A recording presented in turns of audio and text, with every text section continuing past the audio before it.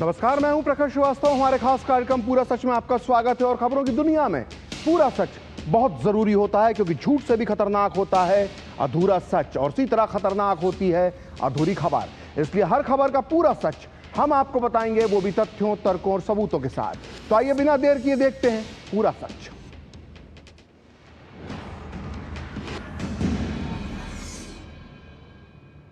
हमारा देश सनातनी संस्कृति का देश है, और हमारी इसी संस्कृति का मुख्य भाव है सर्वधर्म समभाव। यही हमारे ऋषियों की गूंज है, हमारे वेदों की वाणी है, हमारी सनातन संस्कृति की आत्मा है। हमारी संस्कृति में धर्मनिरपेक्षता, कोई धर्मविहीनता नहीं है। यह हमारे लिए सभी धर्मों का समान सम्मान है, और यही हमारी वसुदेव कुटुंबकम की भावना है। लेकिन जिस राष्ट्र की हजारों हजार पुरानी महान संस्कृति में समानता का भाव समाहित था, उसके संविधान की मूल भावना में अचानक एक दिन धर्मनिरपेक्ष और समाजवाद शब्द ठूस दिया गया। 1974 में इमरजेंसी के दौरान तानाशाही के दौर में किए गए इस बदलाव के खिलाफ जब आज 2025 में आवाज उठी, तो कुछ लोग एक बार फिर इस पर राजनीति करने लगे। इसलिए आज पूरा सच में हम आपको बताएंगे कि भारत के मूल संविधान की प्रस्तावना क्या थी, और इसमें इमरजेंसी के दौरान इंदिरा गांधी ने किस मकसद से बदलाव किया था। साथ ही आपको बताएंगे कि सेक्युलर और सोशलिस्ट शब्दों को लेकर क्या थे संविधान के निर्माता बाबा साहेब अंबेडकर के विचार। साथ ही आपको बताएंगे कि पहली बार किसने बदला था भारत का संविधान, और किसने बनाया था कुर्सी बचाने के लिए मिनी संविधान। तो आइए बिना देर किए देखते हैं पूरा सच पूरे विस्तार के साथ। तो इमरजेंसी के दौरान संविधान की प्रस्तावना में जोड़े गए सोशलिस्ट और सेक्युलर शब्द को लेकर एक बार फिर पूरे देश में बहस गर्मा गई है। आरएसएस के सरकारवाह दत्तात्रेय होसबले ने संविधान की प्रस्तावना में शामिल सोशलिस्ट और सेक्युलर शब्द की प्रासंगिकता पर सवाल उठाए। आपातकाल पर आयोजित एक कार्यक्रम को संबोधित करते हुए कल दत्तात्रेय होसबले ने कहा कि बाबा साहेब अंबेडकर ने जो संविधान बनाया है, उसकी प्रस्तावना में ये शब्द शामिल नहीं थे, और इमरजेंसी के दौरान जब मौलिक अधिकार तक निलंबित कर दिए गए, संसद काम नहीं कर रही थी, न्यायपालिका पंगु हो गई थी, तब ये शब्द जोड़े गए। होसबले ने कहा कि इन शब्दों को प्रस्तावना में रहना चाहिए या नहीं, इस पर विचार किया जाना चाहिए। उन्होंने सुझाव दिया कि इन शब्दों पर सार्वजनिक रूप से बहस होना चाहिए कि अब ये शब्द प्रासंगिक हैं या नहीं। तो पहले आप सुनिए दत्तात्रेय होसबले ने क्या कहा, फिर आपको सुनाएंगे कि उनके इस बयान के बाद कैसे गर्मा गई है देश की राजनीति, और क्या है इस मामले का पूरा सच। इस आपातकाल के दौरान भारत के संविधान के प्रस्तावना में, प्रियम्बल में 2 शब्द जोड़े गए हैं। हम सब लोगों को मालूम है सेक्युलरिज्म और सोशलिज्म के, वो प्रस्तावना में नहीं थे, पहले प्रियम्बल में नहीं थे। उन 2 शब्दों को जोड़ा है। प्रियम्बल शाश्वत रूप से है। क्या सोशलिज्म के विचार आइडियोलॉजी के नाते क्या शाश्वत है भारत के लिए? सेक्युलरिज्म का शब्द भारत संविधान में नहीं था, प्रस्तावना में जोड़ा है। विचार में होंगे सेक्युलरिज्म के, बाकी गवर्नमेंट पॉलिसीज में है, स्टेट पॉलिसी में है, वो अलग बात है। तो इन 2 शब्दों को प्रस्तावना में जोड़ा। बाद में इसको निकालने के प्रयत्न हुआ नहीं है। चर्चा हुई, दोनों प्रकार के आर्गुमेंट्स हुए, तो क्या वो रहनी चाहिए प्रस्तावना में? ये विचार होना चाहिए, क्योंकि मैं जानता हूं संविधान के निर्माता डॉक्टर बाबा साहेब अंबेडकर जी के नाम जिस भवन पर है, उसमें मैं खड़े होकर बता रहा हूं, ये बाबा साहेब अंबेडकर ने जो संविधान बनाया था, उसके प्रस्तावना में ये 2 शब्द नहीं थे। तो दत्तात्रेय होसबले ने संविधान की प्रस्तावना में समाजवादी और धर्मनिरपेक्ष शब्दों की समीक्षा करने का आह्वान किया है। लेकिन कांग्रेस ने तो आरएसएस पर और बीजेपी पर संविधान विरोधी होने के आरोप लगा दिए हैं। हालांकि बीजेपी और शिवसेना ने राष्ट्रीय स्वयंसेवक संघ के सरकारवाह दत्तात्रेय होसबले के बयान का समर्थन किया है। आप भी सुनिए कांग्रेस, बीजेपी और शिवसेना के नेताओं ने इस मुद्दे पर क्या कहा। एक बार hidden agenda Bharatiya Janata party का, आरएसएस का, दत्तात्रेय जी की जुबान पर आ ही गया। वो चाहते हैं कि अंबेडकर जी का संविधान बदला जाए। हमारा संविधान directive principle of state policy socialism और गांधीज्म पे आधारित है। आरएसएस को गांधीज्म और सोशलिज्म, भाजपा को नहीं पसंद है। सर्वधर्म समभाव ये भारतीय संस्कृति का मूल है। धर्मनिरपेक्ष हमारी संस्कृति का मूल नहीं है और इसलिए इस पर जरूर विचार होना चाहिए कि आपातकाल में जिस धर्मनिरपेक्ष शब्द को जोड़ा गया उसको हटाया जाए। और दूसरी बात है समाजवाद की। सर्वे भवन्तु सुखिनः सर्वे सन्तु निरामया, ये भारत का मूल भाव है और इसलिए यहां समाजवाद की जरूरत नहीं है। हम तो वर्षों पहले से कह रहे हैं सिया राम मैं सब जग जानी, सबको एक जैसा मानो, इसलिए समाजवाद शब्द की भी आवश्यकता नहीं है। राष्ट्रीय स्वयंसेवक संघ जो मान रही है और जो मांग कर रही है वो ये है कि डॉक्टर B.R. आम्बेडकर के ओरिजिनल ड्राफ्ट को आप देखें तो वो ओरिजिनल ड्राफ्ट में कहीं भी ये शब्दों का उपयोग नहीं किया। तो कांग्रेस का कहना है कि बीजेपी और आरएसएस संविधान बदलना चाहते हैं, लेकिन बीजेपी का कहना है कि 1976 में इमरजेंसी के दौरान जब पूरे लोकतंत्र को कुचल दिया गया था और देश की संसद में विपक्ष नहीं था और इसका कोई भी मतलब नहीं था, तब धर्मनिरपेक्ष और समाजवाद जैसे शब्द संविधान की प्रस्तावना में जोड़ दिए गए। इसलिए इन शब्दों को हटा देना चाहिए। ऐसे में यह जरूरी हो जाता है कि हम आपको इन दो शब्दों के संविधान में शामिल होने का पूरा सच पूरे विस्तार से बताएं। लेकिन इसके पहले यह जरूरी है कि पहले हम ये जानें कि आखिर हमारा जो मूल संविधान है, जिसे 26 नवंबर 1949, ये तारीख नोट कर लीजिए, आगे बहुत काम आएगी, 26 नवंबर 1949 को अंगीकार किया गया था, उसकी प्रस्तावना में क्या लिखा था। तो ये देखिए संविधान की मूल प्रति और उसकी प्रस्तावना, जिसमें लिखा गया था कि हम भारत के लोग भारत को एक संपूर्ण प्रभुत्व संपन्न लोकतांत्रात्मक गणराज्य बनाने के लिए तथा उसमें समस्त नागरिकों को सामाजिक, आर्थिक और राजनीतिक न्याय, विचार, अभिव्यक्ति, विश्वास, धर्म और उपासना की स्वतंत्रता, प्रतिष्ठा और अवसर की समता प्राप्त करने के लिए तथा उन सब में व्यक्ति की गरिमा और राष्ट्र की एकता और अखंडता सुनिश्चित करने वाली बंधुता बढ़ाने के लिए दृढ़ संकल्प होकर अपनी इस संविधान सभा में आज तारीख 26 नवंबर 1949 ईस्वी मिति मार्गशीर्ष शुक्ल सप्तमी संवत 2006 विक्रमी को एतत् द्वारा इस संविधान को अंगीकृत, अधिनियमित और आत्मार्पित करते हैं। मतलब ये कि ये साफ साफ बता रहा है कि ये संविधान और इसकी प्रस्तावना को, ध्यान दीजिएगा, 26 नवंबर 1949 को अपनाया गया था।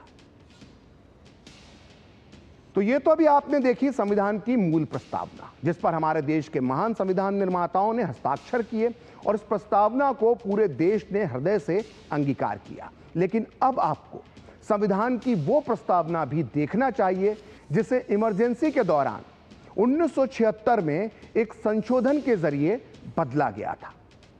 इस प्रस्तावना में सब कुछ वही है, लेकिन दो शब्द जोड़ दिए गए और ये दो शब्द हैं धर्मनिरपेक्षता, जिसे पंथ निरपेक्षता लिखा गया है, और दूसरा शब्द है समाजवाद।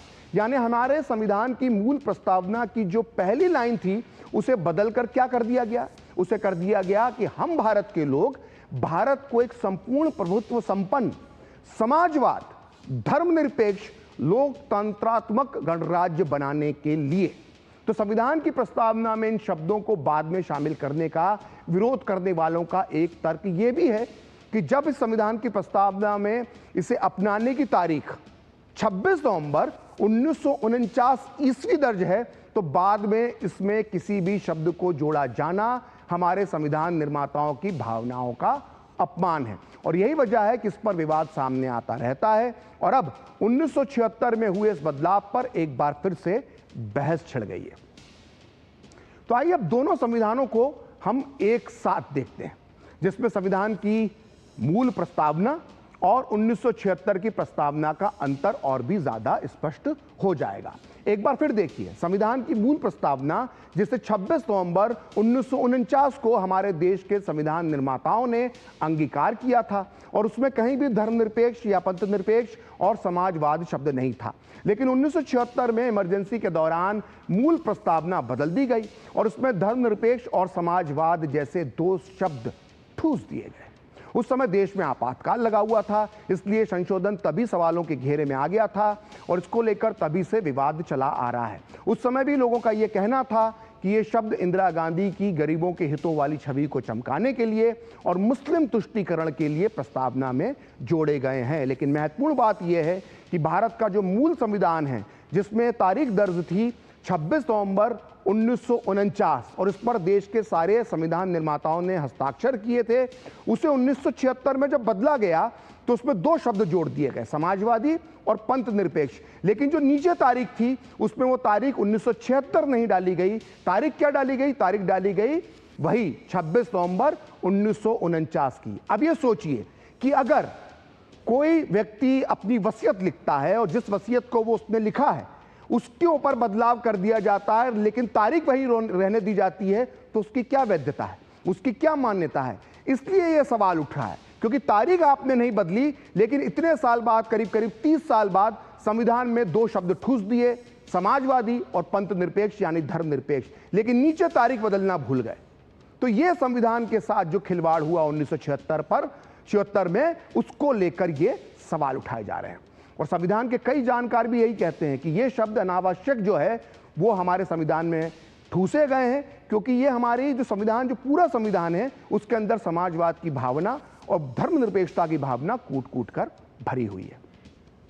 तो हमारे देश के महान नेताओं ने संविधान निर्माण के दौरान एक एक अनुच्छेद पर बारीकी से गहन चर्चा की। तर्क आए, तथ्य आए, विचार आए, आस्था की चर्चा हुई, विश्वास की चर्चा हुई, सपनों की चर्चा हुई, संकल्प की चर्चा हुई, और तब जाकर हमारा यह महान संविधान तैयार हुआ। संविधान सभा में चर्चा के दौरान सेक्युलर, सोशलिस्ट जैसे शब्दों पर भी चर्चा हुई। संविधान सभा के एक सदस्य प्रोफेसर के.टी. शाह ने 15 नवंबर 1948 को भारतीय संविधान के मसौदे में एक संशोधन का एक प्रस्ताव रखा, जिसमें सेक्युलर और सोशलिस्ट शब्द शामिल करने की मांग की गई। लेकिन इस विचार को ड्राफ्टिंग कमेटी के अध्यक्ष डॉक्टर भीमराव अंबेडकर ने पूरी तरह से खारिज कर दिया। सेक्युलर और सोशलिस्ट शब्द को लेकर डॉक्टर अंबेडकर का यह मानना था कि संविधान के जरिए आने वाली पीढ़ी पर कोई विचारधारा नहीं थोपी जानी चाहिए। आज जो लोग दिन भर संविधान की फोटोकॉपी वाली किताब हाथ में लेकर, लाल जिल्द वाली किताब लेकर घूमते रहते हैं, उन्हें ये पता होना चाहिए कि डॉक्टर अंबेडकर ने 15 नवंबर 1948 को संविधान सभा में चर्चा के दौरान क्या कहा था, जो प्रकाशित हुआ है कॉन्स्टिट्यूट असेंबली डिबेट के वॉल्यूम 7 के पेज नंबर 402 पर। डॉक्टर अंबेडकर ने उस दिन कहा था कि यह संविधान केवल राज्य के विभिन्न अंगों के कार्यों को नियंत्रित करने हेतु एक तंत्र है। यह कोई एक ऐसा तंत्र नहीं है जिसके माध्यम से विशेष व्यक्तियों या विशेष दलों को सत्ता में बैठा दिया जाए। राज्य की नीति क्या होना चाहिए, समाज का सामाजिक और आर्थिक संगठन किस प्रकार का होना चाहिए, ये ऐसे विषय हैं जिनका निर्णय जनता को स्वयं समय और परिस्थितियों के अनुसार करना चाहिए। डॉक्टर अंबेडकर ने आगे कहा कि इन बातों को पहले से ही संविधान में तय कर देना उचित नहीं है, क्योंकि ऐसा करना लोकतंत्र को समाप्त करना है। अगर हम संविधान में पहले से ही तय कर दें कि समाज का ढांचा कैसा होगा, तो हम लोगों की आज़ादी छीन लेते हैं। फिर लोगों के पास ये विकल्प नहीं बचेगा कि वो अपने हिसाब से किस प्रकार की सामाजिक व्यवस्था में जीना चाहते हैं। हो सकता है कि आज की जनता मानती हो कि समाजवाद यानी सोशलिज्म अच्छा है और पूंजीवाद यानी कैपिटलिज्म ठीक नहीं है, लेकिन यह भी पूरी तरह से संभव है कि भविष्य में विचारशील लोग किसी अन्य प्रकार की सामाजिक व्यवस्था तैयार करें जो आज की समाजवादी व्यवस्था से भी बेहतर हो। इसलिए संविधान में किसी एक समाज व्यवस्था को जबरदस्ती थोपना ठीक नहीं है। लोगों को यह आज़ादी होना चाहिए कि वो खुद तय करें कि उन्हें किस तरह की व्यवस्था में जीना है। यही वजह है कि मैं इस संशोधन का विरोध करता हूं।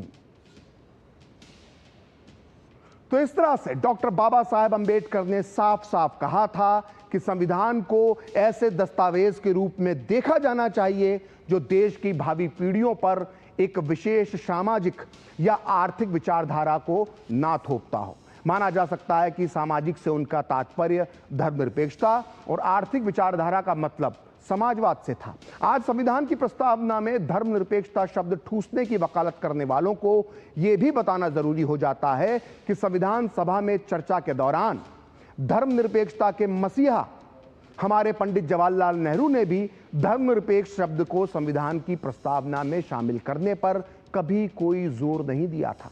ऐसे में यह सवाल तो उठेगा ही कि जो उस समय हमारे संविधान निर्माताओं को जरूरी नहीं लगा, वो बाद में जाकर इंदिरा गांधी को इतना जरूरी, इतना आवश्यक क्यों लगा। और अब 2025 में जब धर्मनिरपेक्ष शब्द को प्रस्तावना से हटाने की बात हो रही है, तो फिर कांग्रेस इसका विरोध क्यों कर रही है। आइए जानते हैं इस बारे में पांचजन्य के संपादक हितेश शंकर का क्या कहना है।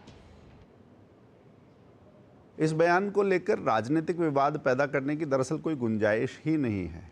कोई राजनीतिक दल अगर कोशिश करता है, खासकर कांग्रेस, तो शायद उसके लिए आत्ममंथन की बात ज़्यादा होगी। खुद राहुल गांधी हाल में ये बात मान चुके हैं कि आपातकाल लगाना उनकी दादी की भूल थी। अगर ये भूल पोते ने पकड़ ली है तो दादी की भूल का परिमार्जन करना ये पोते की जिम्मेदारी हो जाती है, उस पार्टी की जिम्मेदारी हो जाती है। उस प्रस्तावना को ही अगर बिना संसद, सदन, विपक्ष तो उस समय एक तरह से नदारद ही था, उनको बिना लिए अगर एक चीज़ की गई है और प्रस्तावना में कुछ ठूंस दिया गया है, तो आपातकाल खत्म होने के बाद उसे खारिज कर दिया जाना चाहिए था या स्वतः वो समाप्त मान लिया जाना चाहिए था। तो हमारे महान देश के महान संविधान की प्रस्तावना में लिखा गया है, हम भारत के लोग। ये शब्द नागरिकों की इच्छा को दर्शाते हैं, लेकिन इस इच्छा को, इस अधिकार को समय कुचल दिया गया था जब भारत के लोकतंत्र पर इमरजेंसी थोप दी गई थी। 1975 से 1977 के दौरान इमरजेंसी के 21 महीने न केवल भारतीय लोकतंत्र पर एक काला दाग है, बल्कि वो भारत के संविधान के लिए भी एक अंधे युग के समान है। हम आपको पहले भी बता चुके हैं कि संविधान की मूल प्रस्तावना में धर्मनिरपेक्षता और समाजवाद शब्द नहीं था, लेकिन 42वें संविधान संशोधन के जरिए यह शब्द 1976 में उस वक्त जोड़ दिया गया जब तत्कालीन प्रधानमंत्री इंदिरा गांधी ने देश में इमरजेंसी को लागू किया था। संविधान का मूल मसौदा तैयार करने के दौरान भी इन शब्दों पर काफी बहस हुई थी और संविधान सभा के सदस्य प्रोफेसर केटी शाह ने 15 नवंबर 1948 को संविधान में धर्मनिरपेक्षता और समाजवाद शब्द को जोड़ने का प्रस्ताव रखा था, लेकिन उनके इस प्रस्ताव पर सहमति नहीं बनी क्योंकि अधिकतर नेता, जिनमें पंडित जवाहरलाल नेहरू भी थे, डॉक्टर अंबेडकर भी थे, इस शब्द को जोड़े जाने के लिए से सहमत नहीं थे और डॉक्टर अंबेडकर तो खिलाफ थे। आखिरकार संविधान सभा ने काफी चर्चा के बाद यह तय किया कि धर्मनिरपेक्ष शब्द प्रस्तावना का हिस्सा नहीं होगा, लेकिन 1976 में इंदिरा गांधी सरकार ने इन शब्दों को संविधान की प्रस्तावना में जोड़ दिया। हालांकि उसके बाद भी किसी सरकार ने इसे हटाने का प्रयास नहीं किया। हालांकि इस पर विवाद तो समाजवादी और धर्मनिरपेक्ष शब्द को प्रस्तावना में शामिल करने के साथ ही शुरू हो गया था, यानी उसी दौर में शुरू हो गया था और प्रस्तावना से इन शब्दों को हटाने की मांग को लेकर 2020 और उसके बाद सुप्रीम कोर्ट में जनहित याचिकाएं भी दायर की गई और डॉक्टर बलराम सिंह बनाम यूनियन ऑफ इंडिया केस पर पिछले साल नवंबर में सुप्रीम कोर्ट ने फैसला सुनाते हुए कहा था कि यह सच है कि इन शब्दों को संविधान सभा ने नहीं चुना था, लेकिन संविधान एक जीवंत दस्तावेज है और उसमें बदलाव लाने की शक्ति संसद के पास है। सवाल यह नहीं है कि इन शब्दों से किसी को कोई ऐतराज है, कोई आपत्ति है। धर्मनिरपेक्षता और समाजवाद की भावना तो संविधान में पहले से ही समाहित है, तो फिर इन शब्दों को संविधान की प्रस्तावना में जोड़ने के पीछे जो राजनीतिक मंशा है उस पर तो आज सवाल उठेंगे ही। तो संवैधानिक विशेषज्ञ डॉक्टर डीके दुबे ने भी कहा कि धर्मनिरपेक्षता और समाजवाद को संविधान सभा की बहस के बाद भी मूल संविधान की प्रस्तावना में नहीं रखा गया था। उन्हें बाद में जोड़ने की वजह शायद मुस्लिम तुष्टीकरण की राजनीति ही थी। आप भी सुनिए उन्होंने क्या कहा। 42वें संविधान संशोधन ने सेकुलरिज्म और सोशलिज्म ये नए शब्द जोड़ दिए थे, हालांकि जोड़े और भी शब्द थे, लेकिन वो सेकुलर शब्द जो कि ओरिजिनल कॉन्स्टिट्यूशन बनते समय बहस होने के बावजूद नहीं रखा गया था, वो प्रीएम्बल में जोड़ दिया गया। शायद तुष्टीकरण की नीति को बढ़ाने के लिए या फिर किसी पार्टिकुलर समुदाय को खुश करने के लिए। क्योंकि जब पाकिस्तान बन चुका था, रिलीजियस आधार पर पाकिस्तान बन चुका था, तो हिंदुस्तान के संविधान में सेकुलर शब्द का प्रयोग भी मुझे नहीं लगता कि आवश्यक था। तो इमरजेंसी लादने वाली तत्कालीन प्रधानमंत्री पर तानाशाही इस कदर हावी हो गई थी कि उन्होंने संविधान की मूल प्रस्तावना में तो बदलाव किया ही, बल्कि इस दौरान उन्होंने 5 संविधान संशोधन भी किए थे।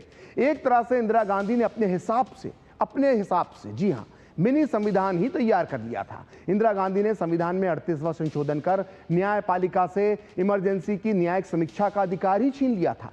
इसके अलावा 39वां संशोधन कर उच्च न्यायालय से पीएम पर नियुक्त व्यक्ति के चुनाव की जांच का अधिकार छीन लिया गया था। ये दोनों संशोधन कर इंदिरा गांधी ने अपनी कुर्सी बचा ली थी। लेकिन सबसे हैरान कर देने वाला था 42वां संशोधन, जिसमें अनुच्छेद 368 के तहत एक साथ 40 अनुच्छेदों को बदला गया। 40 अनुच्छेदों को बदलने की वजह से 42वें संशोधन को मिनी संविधान कहा जाता है। 42वें संशोधन से संसद को संविधान निर्माण पर असीमित शक्तियां मिल गई। इसमें मौलिक अधिकारों सहित किसी भी परिवर्तन में अदालत की समीक्षा के अधिकार को खत्म कर दिया गया और इसी संशोधन में संप्रभु लोकतांत्रिक गणराज्य के साथ समाजवादी और धर्मनिरपेक्ष शब्द जोड़ दिए गए। आइए जानते हैं इस 42वें संशोधन से इंदिरा गांधी ने क्या हासिल किया था। बता रहे हैं संवैधानिक मामलों के जानकार डीके दुबे। 42वां संविधान संशोधन एक दृष्टि से ये माना जाता है कि पूरे संविधान को रिवाइज कर दिया था और पूरे संविधान में जो डिफरेंट पावर्स का डिस्ट्रीब्यूशन था, वो सारी पावर पार्लियामेंट को नहीं, सरकार ने अपने पास रख ली थी। और वो इमरजेंसी का समय था। इमरजेंसी के समय में सरकार को पूरी पावर मिलना, ये अपने आप में एक ऐसा स्टेप था कि लोकतंत्र के लिए सबसे बड़ा प्रहार माना गया। भारत को दूसरी दिशा में ले जाने का प्रयास किया गया। सौभाग्य है कि 44वें संविधान संशोधन से उसको रिवर्स किया गया। सुप्रीम कोर्ट के तमाम केसेस में उसको रिवर्स किया गया, लेकिन ये संविधान पर पहला सबसे बड़ा हमला था। तो पूरा सच में वक्त है एक ब्रेक का, और ब्रेक के बाद बताएंगे कि सबसे पहले किसने बदला था भारत का संविधान।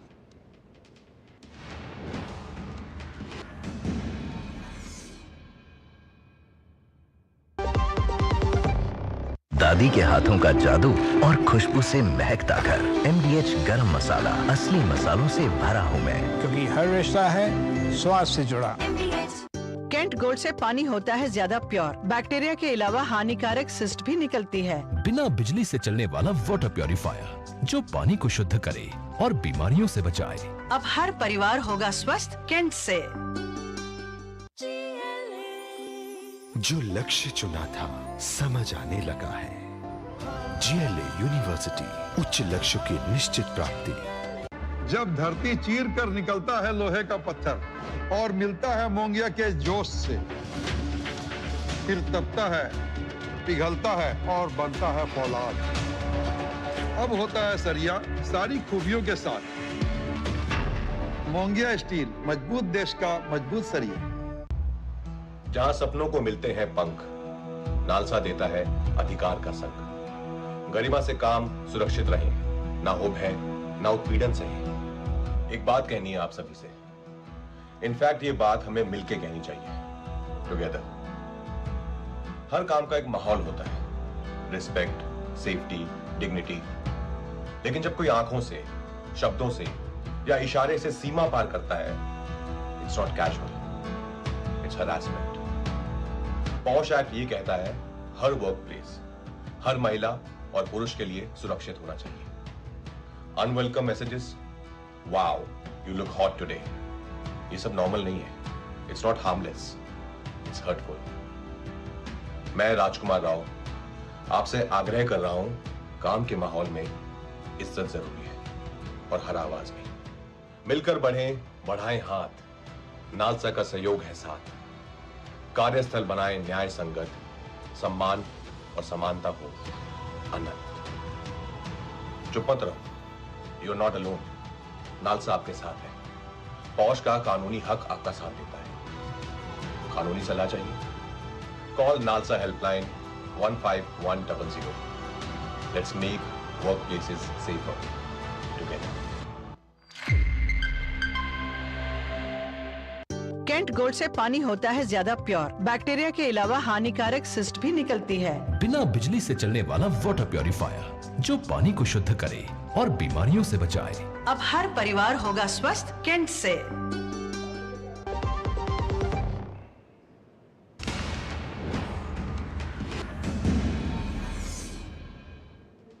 तो ब्रेक के बाद पूरा सच में आपका फिर से स्वागत है। और 2024 के चुनाव में कांग्रेस ने बार बार कहा था कि संविधान खतरे में है। अब आज 2025 में भी कांग्रेस यही नारा फिर से दोहरा रही है। कांग्रेस ने फिर राग अलापा है कि बीजेपी संविधान बदलने की फिराक में है। लेकिन क्या आपने कभी यह सोचा है कि सबसे पहले संविधान का गला घोटने वाले कौन लोग थे? ना आपने पूछा, ना उन्होंने बताया, और आप पूछते भी कैसे जब कुछ इतिहास से सब कुछ मिटाने की ही कोशिश की गई है। अब आपको समझना चाहिए कि संविधान का गला घोटने वाले कौन लोग थे। देश का संविधान बनाने के महज 15 महीने बाद ही संविधान पर सबसे पहले नेहरू सरकार ने कुठाराघात किया था। आर्टिकल 19 पर, जो इस देश के नागरिकों को विचार और अभिव्यक्ति की स्वतंत्रता का अधिकार देता है, उस पर यह कुठाराघात हुआ था। उसमें संशोधन के जरिए बदलाव कर नागरिकों के अधिकार कम किए गए। जिन पंडित जवाहरलाल नेहरू को फ्रीडम ऑफ स्पीच का मसीहा बताया जाता है, उनके फरमान पर संविधान में पहला संशोधन किया गया और इस संशोधन के जरिए प्रेस की आजादी पर अंकुश लगाने की कोशिश की गई।